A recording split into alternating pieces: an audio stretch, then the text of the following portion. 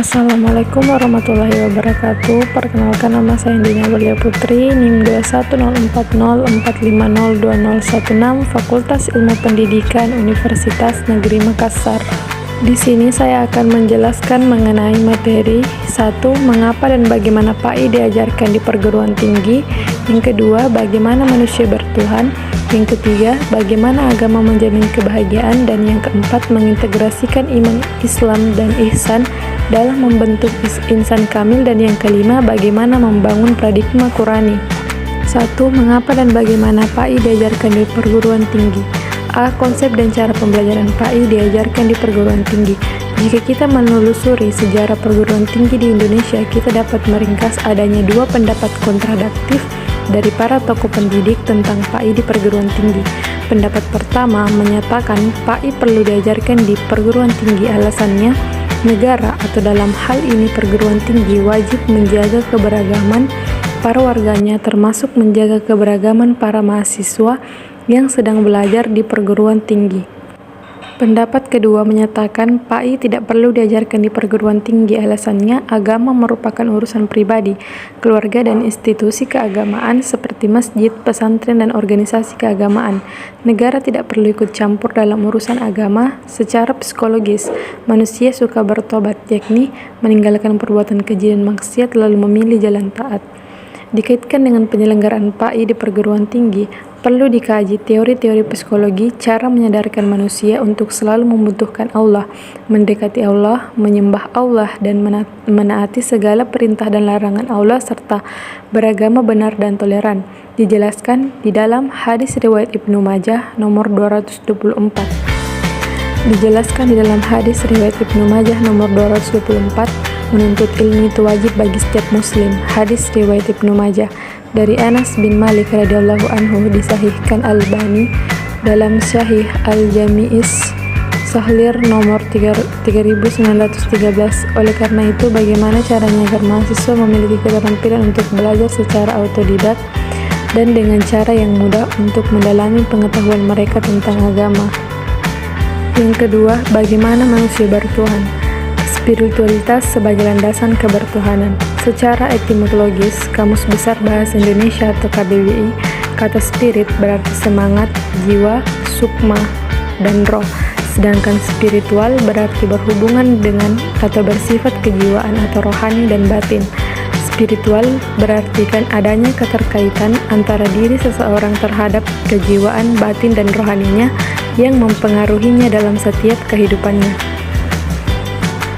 Spiritualitas adalah dasar dari adanya kebangkitan atau percaya diri dalam mencapai makna hidup dan tujuan hidup. Spiritualitas merupakan bagian esensial dari keseluruhan kesehatan dan kesejahteraan seseorang. Dengan adanya spiritual yang menguatkan dalam kepercayaan bertuhan, manusia dapat memperoleh sebuah petunjuk atau arah sehingga mempermudah dalam menjalankan kehidupan. Manusia memerlukan spiritualitas. Secara teologis, manusia adalah makhluk Allah yang ditunjuk sebagai hamba dan khalifahnya di muka bumi, yang diciptakan dari tanah liat sebagai bahan baku jasadnya, dan ia memiliki ruh.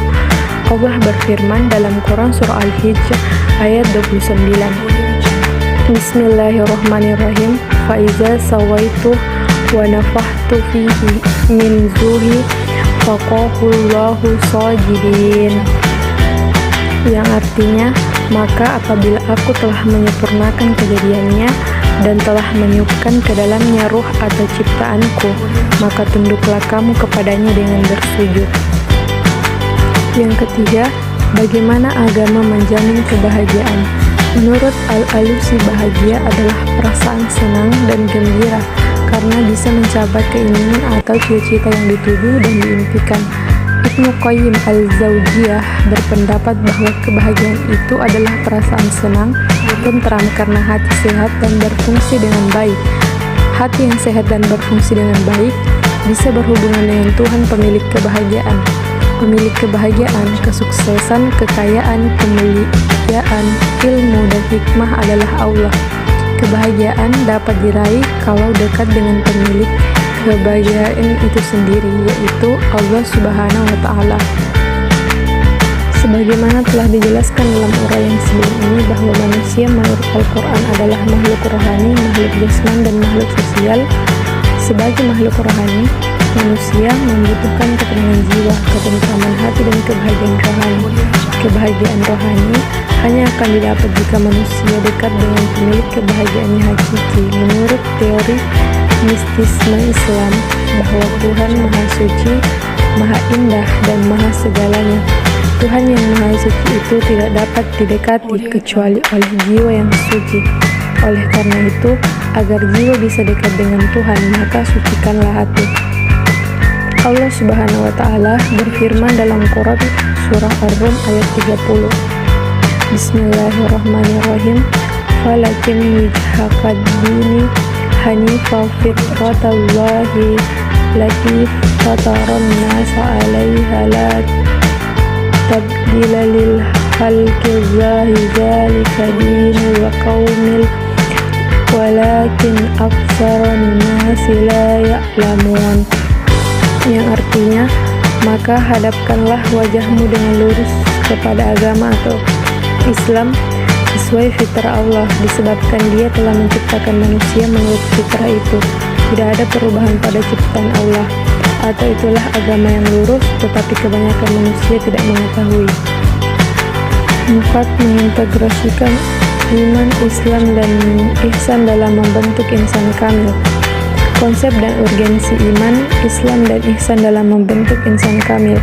Menurut Ibnu Arabi, ada 2 tingkatan manusia dalam mengimani Tuhan. Pertama, tingkat insan kamil. Mereka mengimani Tuhan dengan cara penyaksian, artinya mereka menyaksikan Tuhan mereka menyembah Tuhan yang disaksikannya.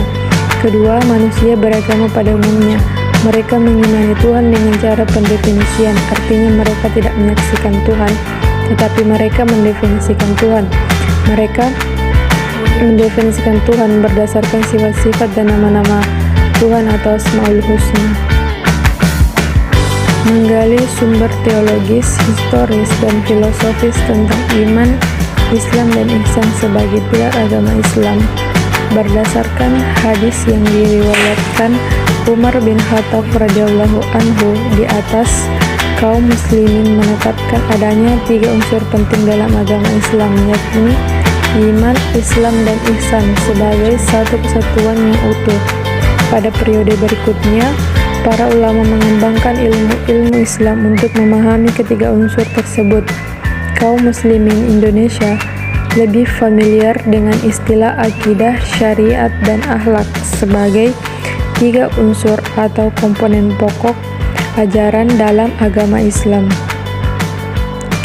Akidah merupakan cabang ilmu agama untuk memahami pilar iman. Syariat merupakan cabang ilmu agama untuk memahami pilar Islam, dan akhlak merupakan cabang ilmu agama untuk memahami pilar ihsan.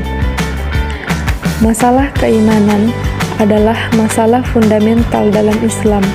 Jangan sampai manusia merasa sudah beriman padahal imannya keliru karena tidak sejalan dengan kehendak Allah.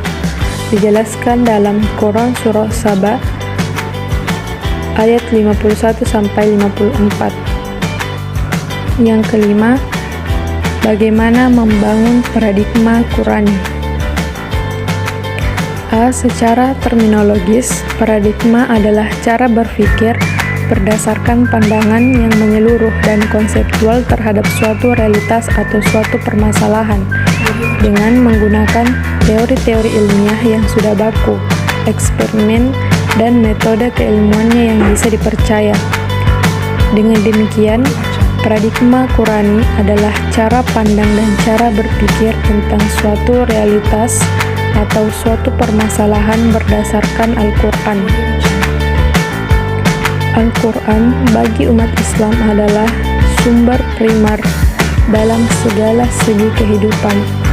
Al-Quran adalah sumber ajaran teologi, hukum, mistisisme, pemikiran, pembaharuan, pendidikan, akhlak, dan aspek-aspek lainnya. Tolak ukur benar atau salah, baik atau buruk, dan indah ataupun jelek adalah Al-Quran. Jika mencari sumber lain dalam menentukan benar atau salah, baik atau buruk, dan indah atau jelek, maka seseorang dianggap tidak konsisten dalam berislam. Suatu sikap hipokrit yang dalam pandangan Islam dan Al-Quran termasuk sikap yang tidak terpuji. Itulah tadi penjelasan mengenai kelima materi dari pendidikan agama Islam. Semoga penjelasan pada hari ini dapat menambah wawasan dan pemahaman teman-teman. Sekian dan terima kasih.